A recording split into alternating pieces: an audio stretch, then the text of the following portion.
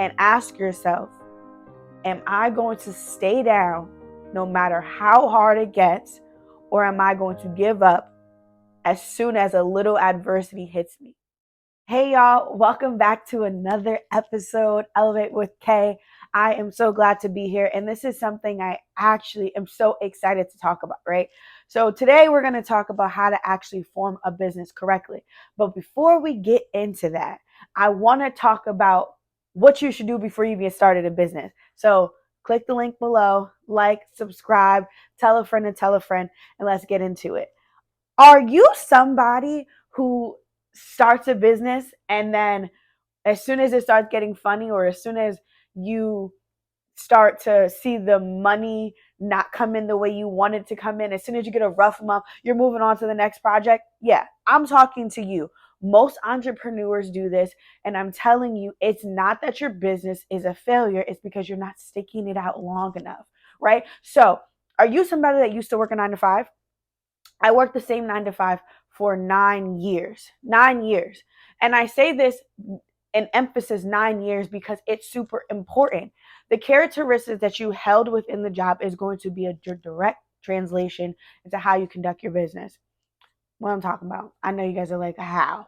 Well, because if you were somebody that every 6 months you're quitting your job to go into a new job, or every 6 months because your manager got mad at you, you got an attitude, now you don't want to work, or somebody that called out every day because you have better things to do, all those habits that you had in that work environment is what you're going to have in your business environment. Everybody I know who has quote unquote failed at entrepreneurship, I usually can tell that, oh girl, you had a new job every other week. Girl, every time the manager got on your nerves, you quit. And the same thing happens in business. When the sales are not hitting, when the money's not flowing, when things start to get a little rough, you quit and you move on to another business. Imagine if you just stick something out. Look, I worked at the same job for 9 years. 9 years. I never got a pay raise in the 9 years I was working. You're like, girl, that's your problem. That's your fault. No, what happened was in the 9 years, I was able to build a side business, right? I built my financial company in the basement. I started waxing on the side. I then, for those of you who don't know, I was a body waxer for 9 years. So I was able to collect clientele on the side. I then started understanding how the tipping system works and how sales works. And then my first mentor was my actual boss. She owned 5 successful stores, well over $1 million company, all 5 of them. So who was the best teacher? She was right in front of me. I remember the first time I actually started accepting credit card tips, my interest, or my, that word I'm looking for, how much I charged on my card, how much the percentage was, the fees. I was somewhere around 12% in fees, 7 to 12%. And I remember one day she came to the job and she said, I'm no longer allowing you guys to accept credit card tips on credit cards.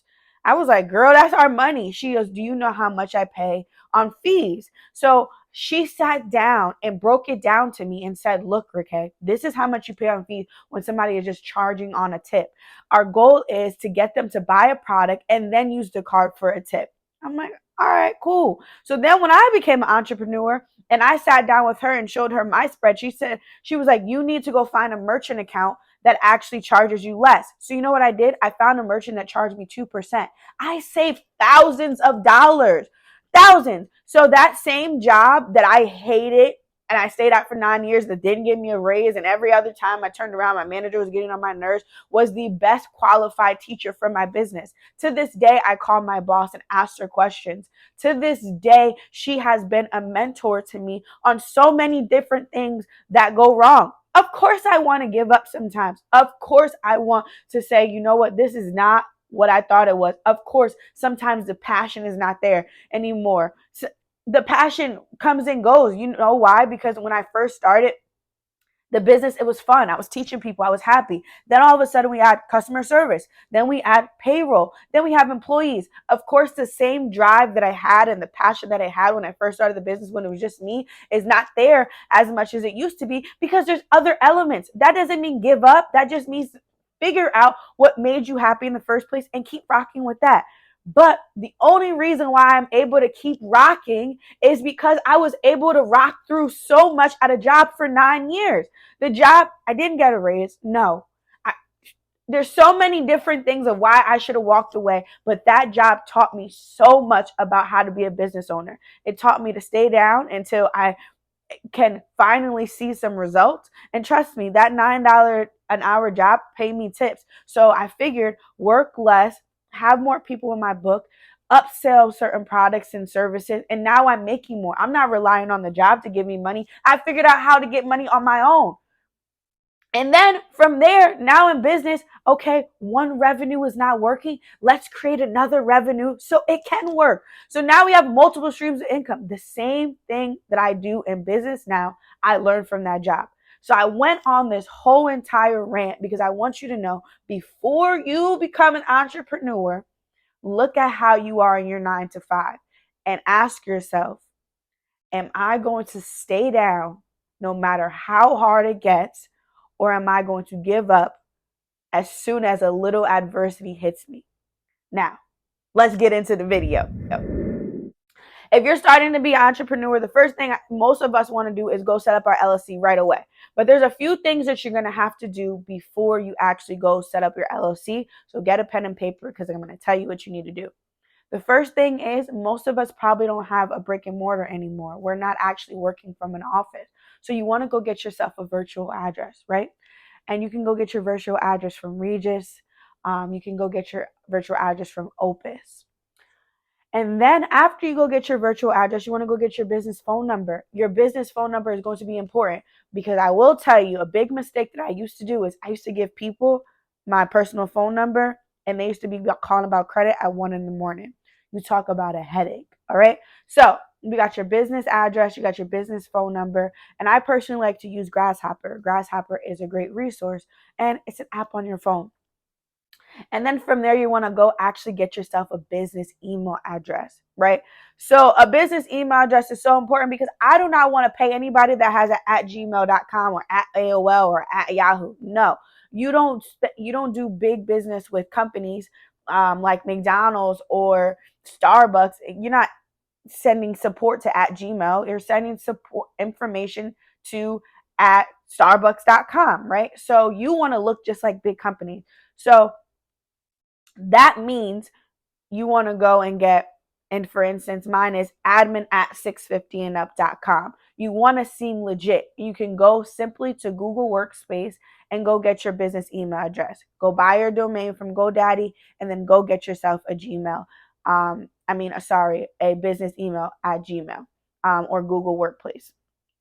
All right, so now we got our address, we got our phone number, we got our email address. Then we want to get ourselves a website. Now, I will say you can probably go get your LLC before the website, but why not? We're already on the roll, so let's set up that website too. Go get the domain because you want to make sure the domain is actually available for the name you want before you go and start getting an LLC for it. And then from all those steps, so now we got our Gmail, we got our website, we got our address, we got our phone number. Now we are ready to go set up our LLC. And when you go get your LLC, the first thing you're going to want to do, because look, I told you I did a lot of stuff wrong before this entrepreneur. I got 5 years in the game, right?